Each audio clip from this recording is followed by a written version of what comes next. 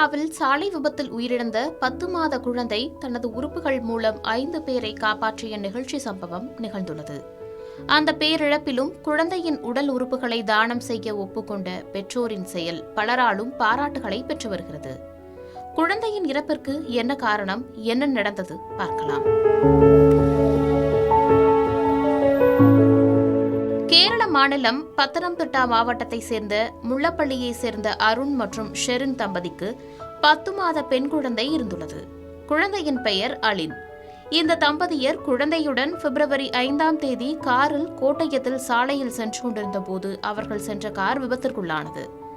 இந்த விபத்தில் குழந்தை தலையில் பலத்த காயம் ஏற்பட்டு அருகிலுள்ள தனியார் மருத்துவமனைக்கு கொண்டு செல்லப்பட்ட நிலையில் மேல் சிகிச்சைக்காக கொச்சியில் உள்ள ஒரு தனியார் மருத்துவமனையில் அனுமதிக்கப்பட்டார்.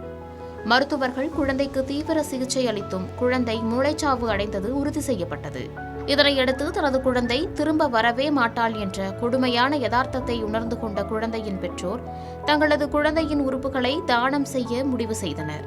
இதனையடுத்து குழந்தையின் இதய வாழ்வு, சிறுநீரகம், கல்லீரல், கண்கள் ஆகியவை திருவனந்தபுரம் மாவட்டத்தில் பல்வேறு மருத்துவமனைகளில் சிகிச்சை பெற்று வரும் குழந்தைகளுக்கு தானம் செய்யப்பட்டது. இதற்காக உறுப்புகள் ஆம்புலன்ஸ் மூலம் திருவனந்தபுரம் மருத்துவமனைக்கு கொண்டு வரப்பட்டது.